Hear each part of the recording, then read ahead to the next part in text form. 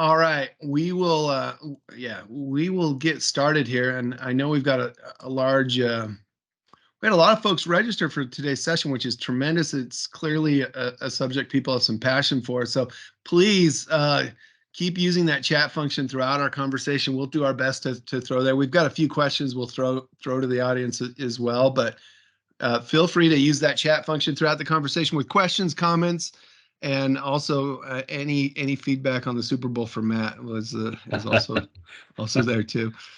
Right.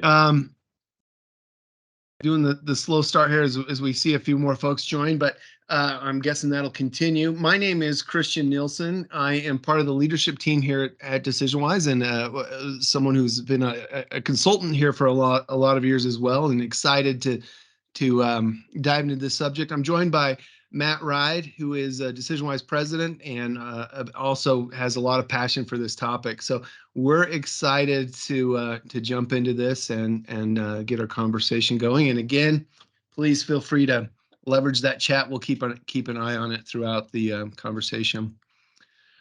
All right. So what we're here to talk about, our topic today is creating a sense of belonging in the workplace. And this is a really critical topic, and we'll get into it and explain why. But I think it's something it's clearly resonates with all of you, and it resonates with us just on a human being level. But we've got a lot of data to also kind of emphasize why this is such an important topic. As is usually my routine, I have a couple quotes just to kind of prime us for this conversation. So the first quote I found is, not belonging is a terrible feeling. It feels awkward and it hurts, as if you were wearing someone else's shoe. And I've also got one from Brene Brown, who's got wonderful quotes all over in this space. But a deep sense of love and belonging is an irreducible need of all people. We are biologically, cognitively, physically, and spiritually wired to love, to be loved, and to belong. When those needs are not met, we don't function as we were meant to. We break, we fall apart, we numb, we ache, we hurt others, and we get sick. I think that paints a really good picture of why belonging is so important, and also the risk of getting it wrong. We work in employee engagement, which I'll talk about on the next slide, and I just love Brene Brown's description here, because it's the opposite of engagement. We don't want our employees to feel like they don't function, like they're broken or falling apart or feeling numb. And certainly, I'm sure some of those phrases resonate with us as we think through maybe some of our less than ideal work experiences ourselves, but also when we see others that are kind of in that situation. You know, I was just going to jump in and say, as we look at the quotes, I'm sure most on the webinar are shaking their head in agreement, because we've all been to junior high and know how awkward that is and how you're testing this theory of belonging.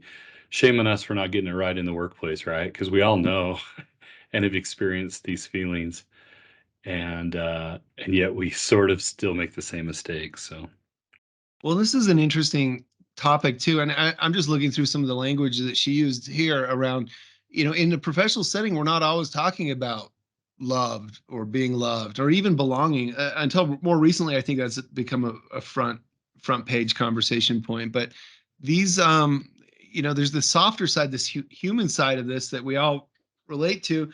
And all that translates also to operational success too. When we invite people to belong. So we'll get into that. You can tell we're both excited about this topic, because there's so much potential and also so much missed opportunity if we don't get belonging right. So those of you who know DecisionWise know a lot of our time is spent trying to understand, measure, and improve employee engagement. And we work with surveys and other instruments to try to understand and help organizations strengthen that. We have got this definition of employee engagement. What is it? An emotional state where we feel passionate, energetic, and committed toward our work. In turn, we fully invest our best selves in the work we do. I like to kind of shorten that to, we engage when we feel we accept the invitation to bring more of our best selves to work. When I feel like, I want to bring more of my effort, my ideas. And it goes hand in hand with belonging. We'll kind of make that case here in a moment. When we measure engagement, often we get a chart like this. I just pulled this kind of randomly from an executive slide deck. but we classify employees into different levels of engagement, and we're always trying to understand, well, what is in the mix that's helping someone feel like they can be fully engaged versus kind of these lower levels of engagement. You see, we have fully engaged, key contributor, opportunity group, fully disengaged. We want people in that dark green category. We want them to feel like they can bring more of themselves to their work, more of their energy, ideas, and just their personality and talents, and discretionary effort if we're getting into that side of it as well. And so we spend a lot of time studying that. Our surveys have items across the employee experience. And so we're always looking at drivers of engagement, statistical drivers of engagement. We've got some wonderful data science capability here in our organization. We're studying the results of these surveys that we work with. And what we found, if we look at our current benchmark, and we keep a rolling benchmark or database of 4 years, if we look at the last 4 years and studied over 50 million employee survey responses, one survey item emerged as the most frequent statistical driver of employee engagement. And I'm guessing we can guess what that's related to. If you said S25, survey item 25, you are correct. But if you work outside of DecisionWise and you said, I feel like I belong here, which is what the code S25 refers to, you're correct. This item, more than any other item in our survey, emerges as the most frequent statistical driver of engagement. I'm wondering if that resonates with us. If we feel like we belong, then engagement is kind of the natural byproduct. If I feel like I belong somewhere, then yeah, I want to bring myself. I'm part of this. My identity is aligned with this organization, with this effort, and so of course I'm pouring more of myself into that. I don't think it's a surprise, honestly. I think a lot of us would have naturally come to this conclusion. What I do think is interesting as we set the stage is what belonging looks like, right? That's to Mm. tease out what's going to be kind of, I think, a few aha moments for all of us together on this webinar is that we then dug further and said, but what does it really mean to belong inside of an organization? So I think this is pretty obvious, but the rest of it's not so obvious. Yeah, I think well said. In fact, we've got some slides later about kind of expanding our understanding of belonging. And so we'll kind of start with our shared understanding of it, and also kind of reveal what the data has taught us, and some of these components that might not be as obvious as you mentioned. Just a quick plug here. We'll be talking a lot about our research on belonging. We created a white paper not long ago. It's on our website, not behind a form or a paywall or anything like that. It's just open for you to get in and download. If you want to read more about our research and our findings on this, I strongly encourage you to go to decisionwise.com/resources and download this article. You'll also find a lot of other fun um, infographics and other guides and resources there that are just things that we're proud of, things that come from our findings that we just want to make sure they're available for others working in this space. And our marketing team will be happy if you go to our website. So let's jump here. Pulled from that white paper, I pulled those drivers I mentioned. These are the most frequent drivers of engagement. Again, standard survey might be between 40 to 50, 55-ish questions or something like that. Many sometimes shorter, but from the surveys we run with hundreds of organizations, millions of responses, we've got these drivers, these most common drivers of engagement. I mentioned I feel like I belong here is the most frequent. That's what's shown here. If we look at the other drivers of engagement, more frequent drivers of engagement, I think that kind of also paints, because this helps us understand what else is in the mix, and these items are related to and help support a sense of belonging as well. I find enjoyment in the job that I perform. My job provides me with a sense of meaning and purpose. I am confident that this organization has a successful future. I want to talk about that. Um, in fact, that's a little bit of a teaser, because we're going to get back into how that is a component of belonging, the sense of the future. And then this organization cares about employees. That, of course, is part of belonging. We tend to feel like we belong when we feel cared for, and we'll spend some more time there as well. Um, just another thing, the conversation around belonging isn't new. Maslow's hierarchy of needs highlighted it. In fact, it's kind of that third tier. Right above basic needs is this need for belongingness, as he defined it, and love, as he described it. And then above that, we have esteem and self-actualization. There's been some conversation, I think, from Abraham Maslow as well, which was around um, yes, it's this third tier, but there's some evidence it's even more of a basic need because it's been pointed out that people will endure, an unsafe relationship. Um, they'll put their safety second if in service of some sense of belonging. Maybe that's not a healthy sense of belonging, but that happens. And we also have examples, with an eating disorder, you would kind of deny your physiological needs in some kind of desire to feel belonging and connected. And so it is critical. It's very important, and it's something we need to be considering as we design and shape the employee experience and culture and the workplace itself. Yeah, I was just going to comment that it was Baumeister and Leary in '95 Mm. that really said, you know what, it's not here. It's a fundamental human need as much as food and water and safety. So they move it down. They're the ones to first observe that it's really down below in the foundational elements of this triangle. Yeah, it is fascinating, and I I think that, well, we'll build on this. In fact, I want to open it up to the group a bit more, and just please in the chat, I want to kind of get our understanding of belonging. If anyone's got a good definition of it, or what it means to you, or how it's used within your organization, if you'd please enter that in the chat so that we can kind of all learn from each other and just kind of get a shared understanding. I should play some music, but instead I'm Some just gonna, Jeopardy music. Looks yeah. like we had a question. Maybe the name's pronounced Mariah. She asked if the slides will be shared, and we usually just wait for a request and then send those off. We don't broadcast them publicly, but we do offer them if they want to reach out after. Yep. We can get Matt to sign them as well. They're With worth more. a glossy, a black and white glossy included, right? Yeah. Right. Yeah. One at a time on those definitions in the chat. We must have a traffic jam because none of them are getting through. There we go. I like this. There we go. Maybe we did. So we've got a connection to mission, vision, and my role in supporting. I see it as alignment of corporate goals and values with personal togetherness. Ooh, I like that. I like all of these. These are phenomenal. I skipped a couple here. They're moving up quickly. Belonging is a sense of value, of being valued for our skills and work being done.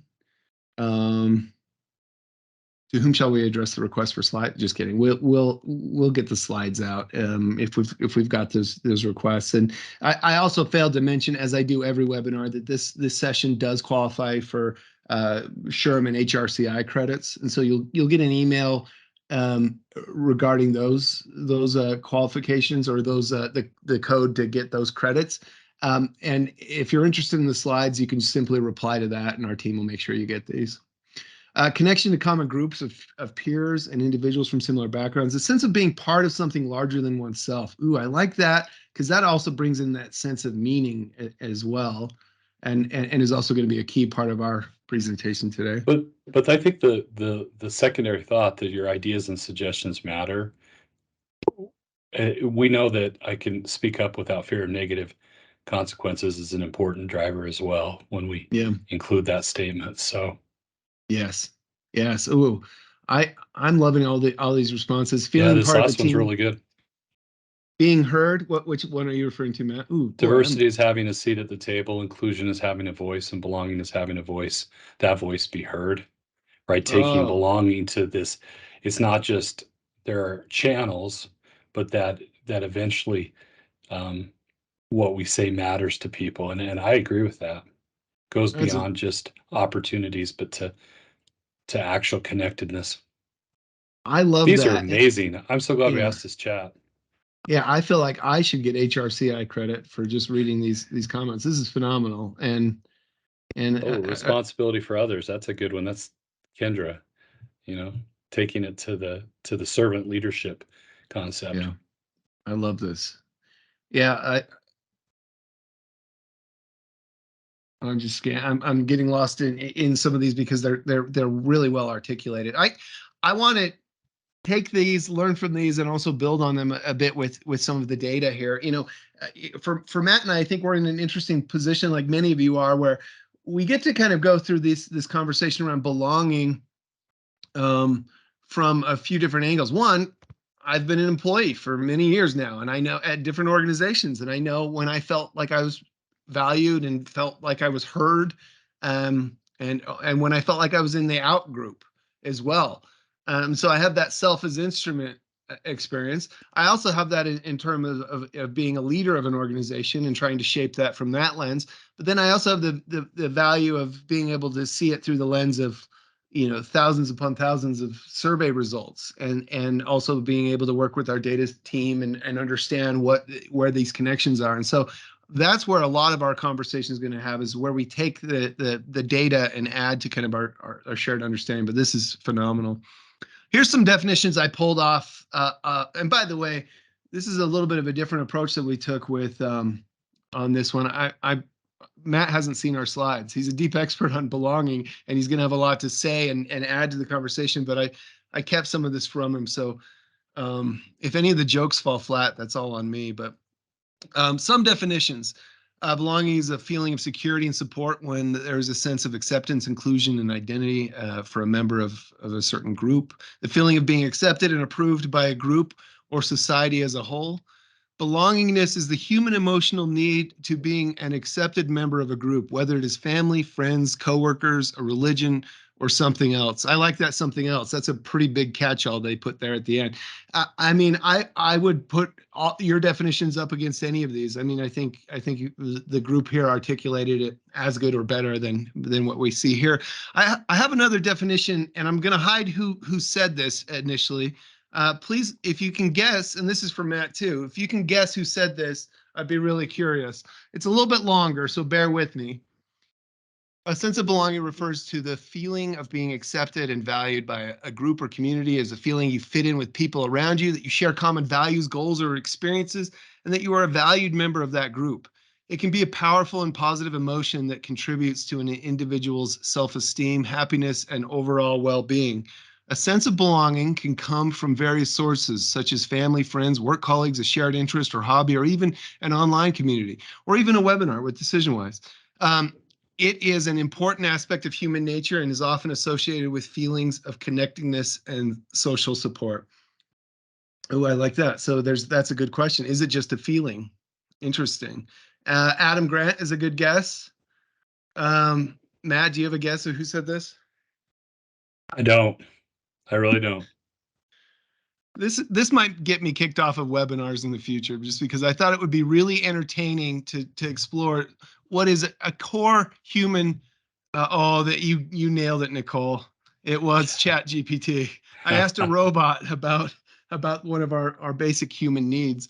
It's interesting. So maybe Chat GPT stole from Adam Grant. I think the jury's still out about how original some of these thoughts are, but it is interesting and not the worst definition of it. I'm also a little worried I'm teaching our future tech overlords how to short circuit human understanding. But let's build on that. So yes, feeling included and accepted, a core component of belonging. Air hug. Enjoying meaningful social connections. Yes, that is definitely a part of that. Feeling valued and cared for. Yes. Feeling heard, we might add to that. All of these things that we called out. But something that's revealed to us in our data and our research that's maybe a little less obvious. I just want to add 2 points, and we could spend a lot of time on this. But 2 things I think that might be interesting to this group. One is feeling connected to the larger entity.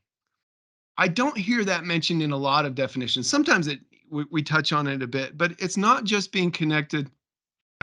It's not just being connected to our team, our manager, or even just our job, or even our customers. There's value, and we'll explore this.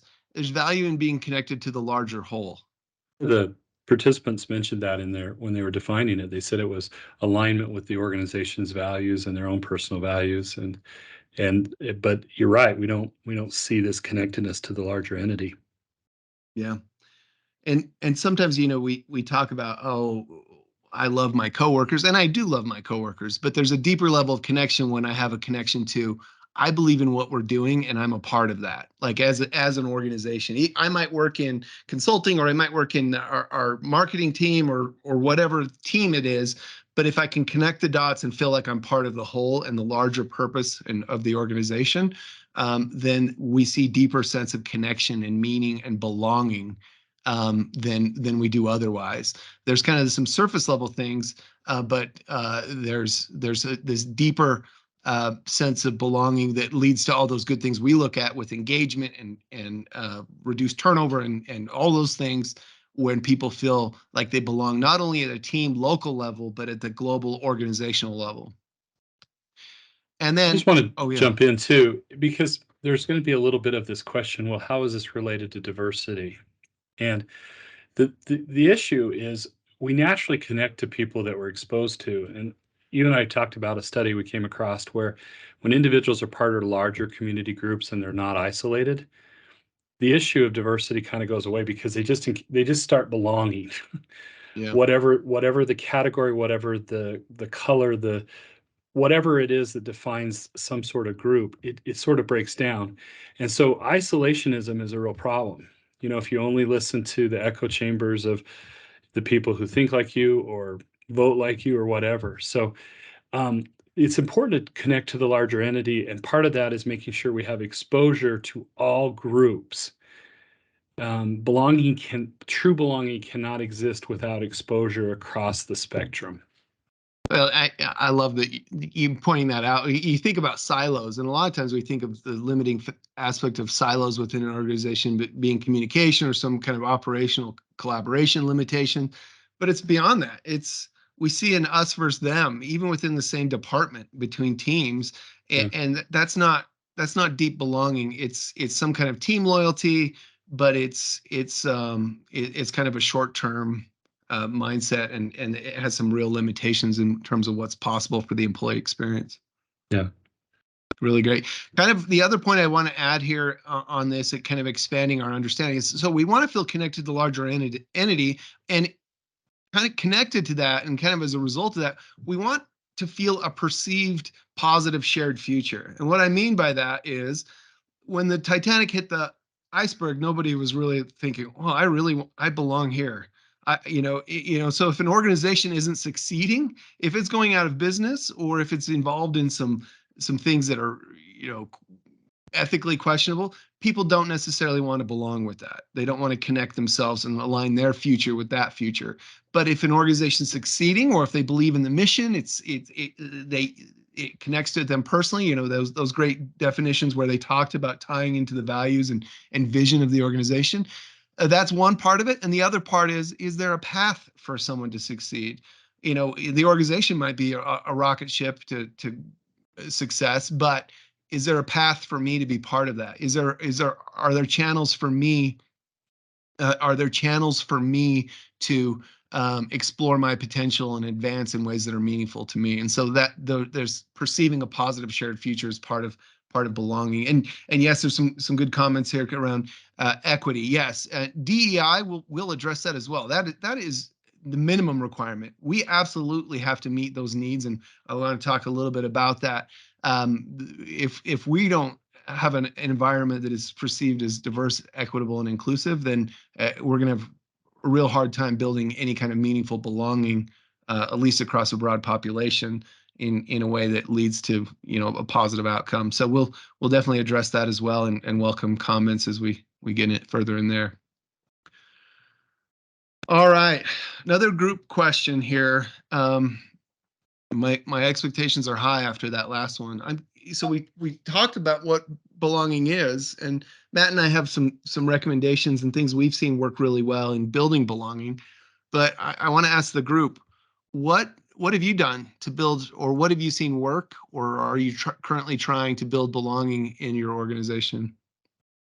Christian, I'm going to jump in while and this I may be kind of letting the cat out of the bag, if you will, but while people populate their responses, we work with a large, hospital system, healthcare system, And when they are focused on life-changing medicine together, they build belonging, right? When managers are focused on that, as opposed to, instead of the problems, they're focused on the mission. They stay mission focused.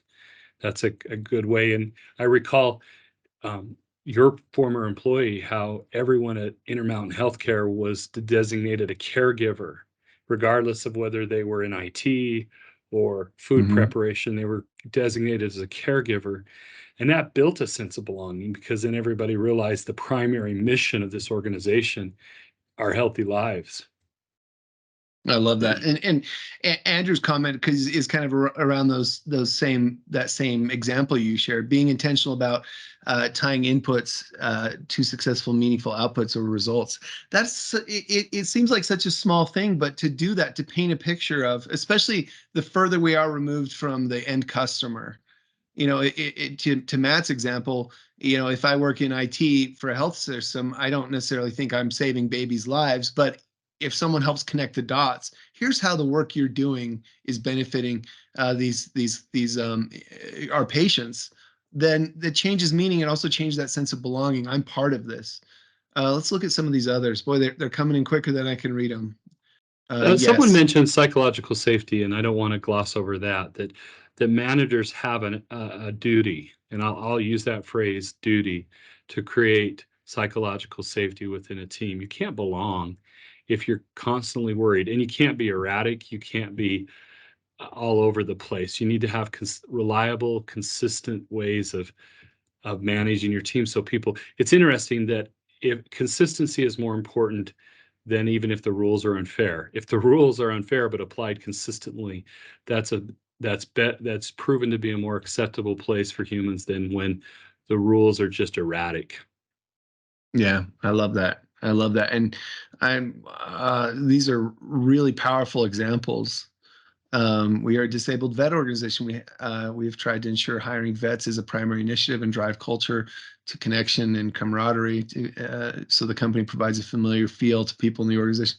Just really meaningful work that a lot of us are involved in. I also love the retreats to involve the team. That's an interesting one, especially with the remote aspect. I've seen organizations do incredible things to onboard employees in this kind of remote landscape that a lot of us are still finding ourselves in, but still having some face-to-face interactions occasionally, just to make sure we form those bonds and we have that interaction, and that connection can You know be what? built. We got so many requests for the slides this time, and maybe what we should do is scrape these comments and include them in the back of the slide deck, because Yeah, they're really great. yeah, I agree. That's a great call out. Okay, all of you about to say, can we get these slides? Yes, slides will be sent out. We'll be more proactive than we do in the last time. We'll send the slides out, and I think Matt's suggestion is tremendous. We'll include these comments to the extent we can, because there's a wealth of information here, and just some really great things. Devote some team meeting time to get to know each other. Yeah, it's interesting how sometimes we have to be more deliberate in providing those social moments. I'm bad at that because I'm usually very task oriented. I want to get everything off my list, but making sure we leave time for that social and connection piece. Boy, there's a lot here. Yeah, I think we'll I could read these all day.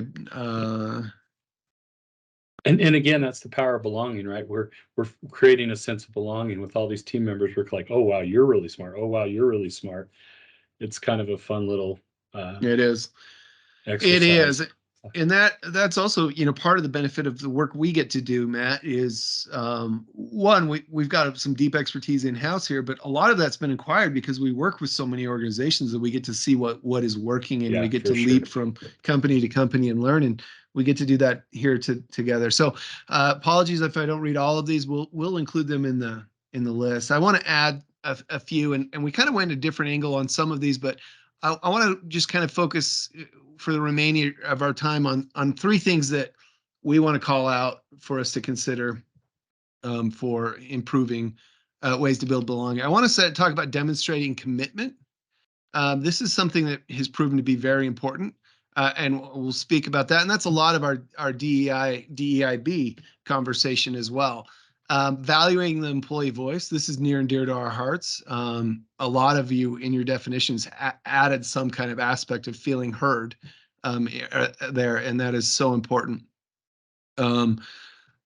Building org first managers. That's the conversation I'm maybe most excited for, because it's less obvious. It wasn't even obvious to me until years of doing this. The data kind of revealed this, and maybe some of you are already doing amazing things there, but we'll talk about that and why it's not just propaganda in terms of, hey, we have to represent the needs of the organization, but it really drives belonging.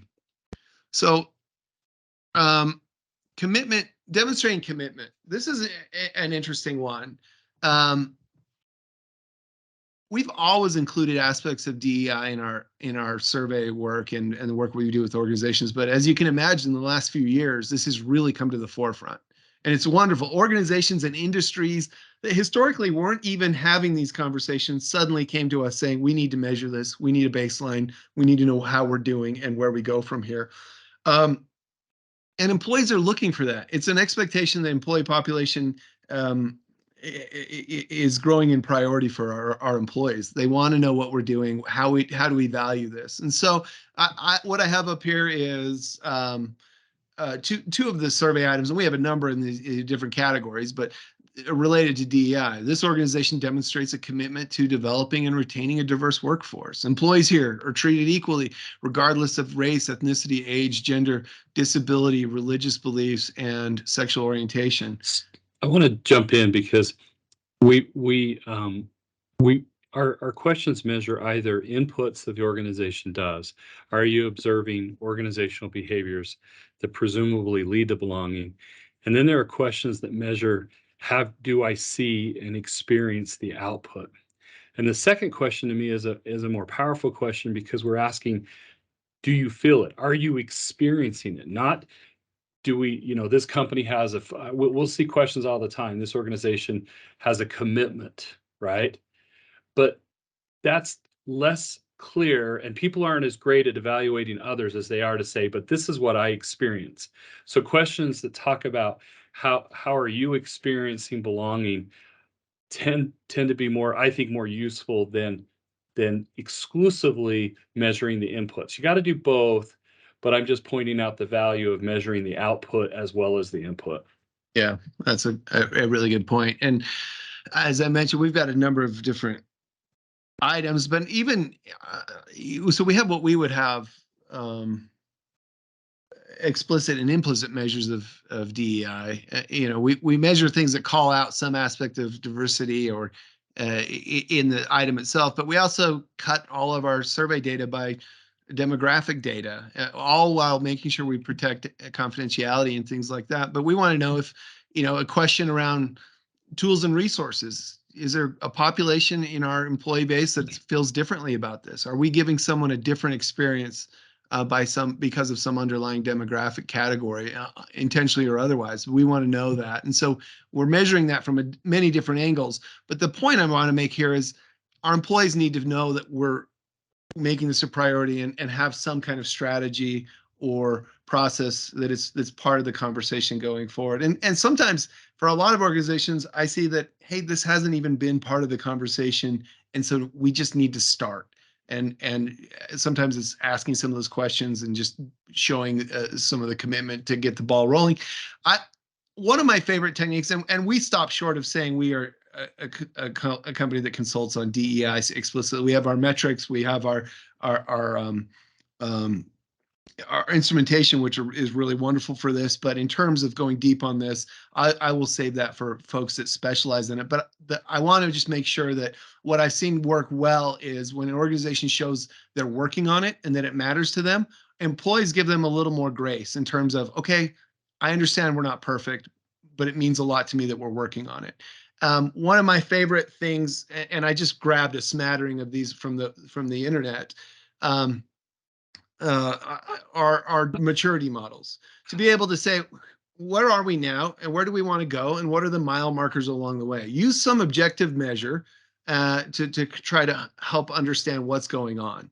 I don't know some of these are new to me, but I'm familiar with the Deloitte model, the bottom right. I like that one. There's many other great ones out there, but if we're not even, if we're early in our journey, this is probably where I'd recommend we start. We try to assess where are we on the diversity or the DEI kind of landscape, and where are we now? Where do we want to go? And what level of commitment do we have from the organization, especially senior leaders, as we try to make this happen? Matt, it looked I like was you just had going to jump in something. and say leaders need to paint a picture not of what they're going to do, but of what they want it to feel like and be like. Yeah. Right? Describe the end. What does it mean to have an organization where people belong? Describe that in detail, not we're going to do this and we're going to ensure that all of our applications contain this precise ratio of diverse candidates to non-diverse. Don't describe that. Describe what the promised land is and help people envision that.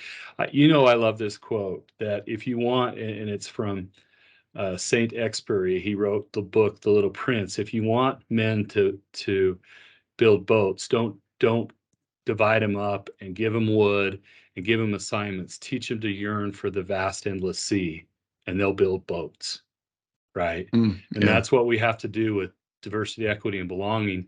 Is we have to paint a picture of how amazing it could be to belong to an organization that has made this a priority. Right. I love that. And having that vision and painting where we're headed. I also love that once we have that, let's take some of the guesswork out in terms of I feel like we're getting better. Well, are you getting better? How do we measure it? We obviously believe in surveys to a certain extent, but I love these maturity models that give you, well, for example, in that Deloitte one, I know it's an eye chart at this size, but compliance to programmatic to leader led to integrated, there are things we look for at each of those stages, or you should look for. And so having some kind of real targets that you're going for, I think is key. We don't want to just be guessing. Yeah, I feel like we're better in DEI than we were in the past. But if we're not at least meeting those requirements and demonstrating the commitment, then we're going to have some challenges. Um, the next one I want to put there, and I think this resonates with a lot of us: value the employee voice. Value the employee voice. And that, by the way, is supposed to be an ear icon from our icon library. I don't know if it looks like an ear, but it's an ear. Uh, are we listening to employees? I feel cared for when I feel heard. I can't tell you how many times I've heard that. I've also can't tell you how many times I've felt that myself. If no one's listening to us, it doesn't mean that all my ideas are implemented. They are certainly not. But even if I just know someone heard me, my idea is not the best idea right now for our organization or for this team or whatever it is. Someone closed the loop. I felt heard. I felt valued. That's part of belonging. It's something that every organization can do a little bit better at. Um, and it's amazing how much a manager can step in and represent the organization in that moment. I might not have the ear of the CEO, but if my boss talks to me and closes the loop when I have an idea, suddenly I feel heard. I feel a little bit more connected at that organizational level as well. Um, I kind of wanted to, to put this into two categories: ways we can show value the employee voice. The first I said is kind of mechanical. Implement listening mechanisms. That's obviously where we live. In DecisionWise, we do employee surveys and 360 feedback assessments. We also do pulses, onboarding, exit. But open up those channels, those mechanisms, so that we have feedback coming in. We want to have that happening so people have moments along the life cycle and throughout the year to provide feedback, and it's set it and don't forget it, but set it and make sure it happens and the feedback is flowing in, that the voice is flowing in. And also, as someone mentioned earlier in the chat, we've got to respond to those things. Those things have a time limit. Maybe the most disappointing aspect of my job when I was consulting on engagement surveys is when people delayed response. I, even I would rather they respond ineffectively but do it quickly than respond to the right things a year later. I mean, that doesn't do anything. People want to feel heard and see some kind of response, feel some kind of action being taken. Um, and it needs to happen as quick as possible to the time that feedback was delivered. But that's a component there. And then so the mechanical, but then there's the cultural side, and they go hand in hand. But building a culture that where people understand this is how we do things around here. We value the voice of our employees, and this takes time. It takes examples. It takes celebrating stories of when we got it right, and building kind of these cultural artifacts so that people understand how to act when it's not completely scripted. When I'm a new manager, I know I need to listen to my people because my manager listened to me. And I see the CEO listening to employees and those types of things, and then demonstrating that we listen, we understand, and we act. And act doesn't always mean we take every suggestion and run with it, but we close the loop. We act in response to the feedback. Sometimes acting is merely acknowledging you heard it and then giving an explanation as to why either that suggestion has been done or it's been tried. I have a friend who just joined a large organization, and he's a new member, and there were about 50 new coming members to this organization. It's a nonprofit, and they do community outreach. And the person came in and said, "Look, if you have ideas for us, that's great. We value your ideas, but just know that we've tried everything three ways to sundown." And then took the time to make sure that they could see that they do try to implement ideas. And so I share that story just because sometimes as a manager, you can't do anything, but if you can acknowledge and then explain why you can't, that may be the only action that's required. Yeah.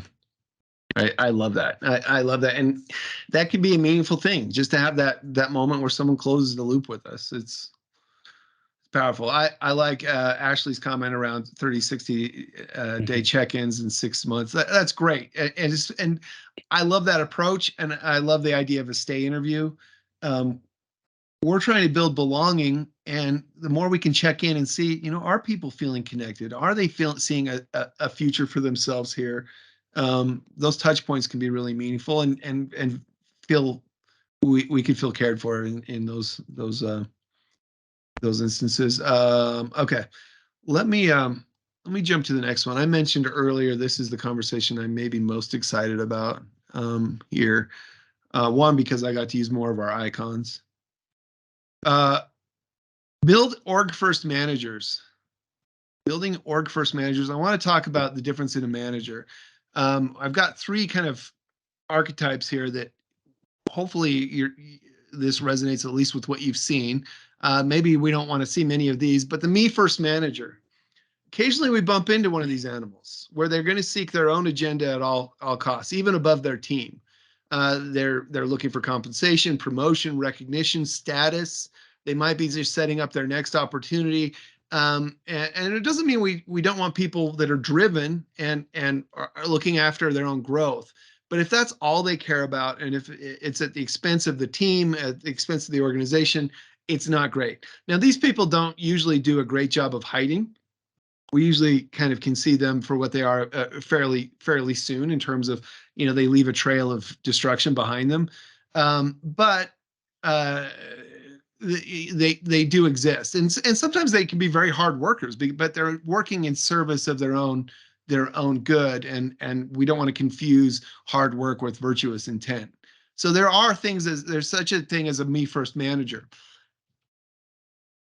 What's, I think, more common and actually potentially more damaging is what's called the team first manager. And by the way, I owe this to we owe it to our colleague Dave Long, who kind of introduced these terms here. But the team first manager is interesting, and it's more nefarious because it looks like it's a good thing. A team first manager, they put their team in front of their own needs. That what could be bad about that? We've got the cool guy sunglasses on here. They want everyone to be happy. Well, a team first manager, it appears to be a great thing, but it comes at the expense of the organization. They prioritize team happiness above the success of the organization. They'll serve as a martyr for the team, marked by strong team connection, but low organizational perceptions. So a team first manager will often say, "Hey, look, corporate's telling us we got to do this. I don't like it either, but let's just get through it." It's that type of thing. They're throwing the company, the organization under the bus and in a kind of a self-serving or team-serving thing, well, like, hey, I'm looking out for you, um, and it can cause some damage. There's some short-term benefit to them personally, where there's some loyalty to them. There's the team seems to be benefiting, but it really has some limitations in terms of what's possible for belonging, as we kind of mentioned earlier, because they're not connecting them back to the larger organization, and they're also, it can create some me us versus them mentality, and I'll show you what that looks like in a survey here in a moment. But they're constantly seeking the approval of the team. They're confusing harmony and team happiness with positive operational um, results. And from the outside looking in, a team first manager doesn't look like a bad thing, but it's also what I would say the default of many new managers. I've never managed before, and now I suddenly am managing people. I'm going to do whatever I can for this team, and I haven't quite developed the muscles to connect them back to the larger picture or to think globally, and that can be problematic. I'll show you what we see in a survey. I kind of mocked up some, this is a very realistic thing. So when we run an organizational survey or an engagement survey, we often design our surveys to have categories or dimensions related to my job. So there'll be a bunch of questions about my job, a bunch of questions about their manager, a group of questions about my team, my organization. And then we look at those scores in aggregate for each of those dimensions. And what we can see here, this is something, a realistic view. We'd often see this. And something I've learned over time to look for is this right here: strong manager and team scores, low org scores. And I want to jump in, because then if you look at the engagement levels on their team, when you find these, you'll see engagement's low. Yeah, So exactly. those three greens of 85, 98, and 100 do not equate to engagement. And that's the big aha that you and I were just dumbfounded almost when we realized what? Yeah. We were shocked almost. It's really fascinating when we look at the statistical drivers of engagement or belonging, the manager doesn't show up. It's not that manager relationship. Now, that manager relationship is important, and the manager can shape so much of that employee experience. So I'm not saying that, but it's not important for the reasons we think it is, or reasons I thought it was. It's important because a manager helps connect the dots back to the organization and paint the bigger picture. That's where we see the biggest statistical influence a manager can have. Yes, of course, we rely on the manager to set the tone, to represent and promote all the inclusivity that we need as an organization, but we really also need them to help them see themselves as part of the whole. All those great recommendations we saw earlier about connecting inputs with outputs in the larger picture, all of that. But that statistically emerges time and time Yeah. again that's where the manager can make the biggest difference. And if I can, I just want to point out, like, if you saw my manager score was a red and it was 34%, then engagement's going to be down. So poor management absolutely has a deleterious effect on engagement. But what's interesting, if scores are high, as we show here, and the organizational score is low, they're not going to compensate for that. So yeah, if you have an erratic boss, you have an unfair, they do all the bad things that you think of and the jokes and all of that. Sure, engagement's not going to be high, but if you have a high performing manager who does not also do what we call ride for the brand, tie back to the organization, it's not enough. They don't engage to the manager itself, Yeah. him or herself. Yeah, that's a great point. And Kevin had a good question. What about team one with 100% but high org? Yeah, so it's high across the board. This is great. It's not saying we want either or. It's just if I see a high manager score and high team score and a really low org score, then I ask a few follow-up questions about, okay, why are we not transferring the glow back to the organization, at least to a certain extent? And I'm not saying, and I don't even get worried if the org score is a bit lower than those team scores. But if it's that low, like we see here, 39% versus 100% for the team, then that paints a picture that we might have a team first situation going on there, and we might need to provide some additional support to this manager. But yeah, strong scores Well, across the whole would be great. and our hypothesis is that team first managers use the the organization as a foil or as a straw man. Yeah. They tear down the organization in order to tear themselves up. So they complain, they create dependency on them, and everything's the org's fault, and that's the trouble. Yeah. And so when managers can do it all and still be there for their team, and but also say, but we're lucky to be part of an organization making a difference. This organization has missteps, but that's okay. I've never seen an org get it right completely. Those types of conversations, that's when you have a home run, and that's what you have in team one. Yep. But Yeah. but by org, what we're trying to say, folks, is that's not independent of the team. Meaning, if that manager is not, that manager is has an impact on that my organizational score. Right. Right. And and usually if I scan a large organization, we'll see a handful of teams like this. It usually doesn't dominate. Sometimes union environments or some different pockets, we'll see some different patterns emerge and things like that. But it is something, especially if you start to review your data, this is another thing to look at. So we often look at broad trends. What are we seeing as an organization? Also, where do we have pockets where we might need some additional intervention or support? And this is a team 5 in this case would be one that I'd recommend you at least look at. Well, let's look at our angel icon here. If we go to our org first, I mean, this kind of paints a picture that it doesn't mean an org first. I worry that would sound a bit like propaganda to the frontline employee. Or It doesn't. cheerleading, it's not a Yeah. cheerleader. Yeah, and it's not a propaganda machine. It's not someone that does the org first at the expense of the employees. It's org first in service of the employee. It's I'm not I'm not going to tear down the organization to try to make a conversation easier on me as your manager. I'm going to give you the bigger picture story and to show you how you fit in there. It's not I'm going to burn out my people in the front lines because I'm trying to hit some organizational metric. That's not what we're talking about. It's really how do I help people feel like they're part of the whole. In fact, Matt, maybe you want to kind of introduce the ride for the brand Yeah, concept we here. we it's actually something you talked about. We were talking about a group that does cowboy poetry. We're in Utah, and there's cowboy poetry is this weird cultural thing, and if you ever get a chance to experience, I recommend it. But in it, there were some guys that would talk about writing for the brand, and it was a reference to cowboys who, when they signed on to work for a ranch, they showed complete faithfulness to that ranch, right?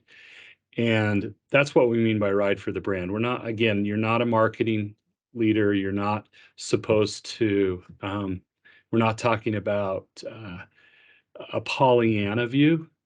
It can be realistic and it can be critical of the org, but it's fair and it's loyal and it's mission focused. That's what we're talking about when we mean ride for the brand. Yeah. Yeah. And do they represent the larger entity in a positive way? And versus are we just in it for kind of some short-term incentive there or short-term thing or to make it easier on ourselves? Sometimes I think that the organization suffers, especially with those newer managers, if if we're not comfortable with crucial conversations, if I'm not comfortable giving you, hey, we've got to work overtime this week and not being, it's easier for me to say, hey, the big boss is making us do this versus here's why we're doing this. We're trying to hit this goal before this happens and everything's coming down to us. We're the best team for it. That's a different conversation. All right, let's There was a question, can these classifications be used for non-manager employees? And the answer is yes. And that goes back to, are your personal values aligned with the values of the organization? Then you will ride for the brand as a non-manager employee. yeah, that's great. A really great question and a strong response there. Yes, they certainly apply to non-managers as well.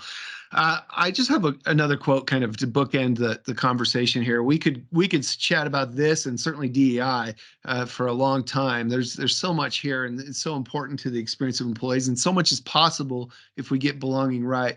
But I wanted to end with this quote. I long, as does every human being, to be at home wherever I find myself.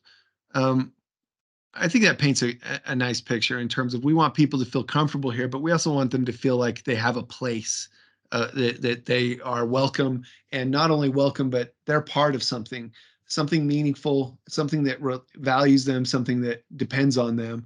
That's something I think we all want as employees, and we want for our employees. So um, I know that was kind of a rapid fire trip through this content, but do we have any final questions in our last 5 minutes as we I oh I yeah, just go want to, ahead, man. yeah, I just want to acknowledge that everybody's got differences, and there can be some really toxic senior leaders, and and I know we're talking a bit about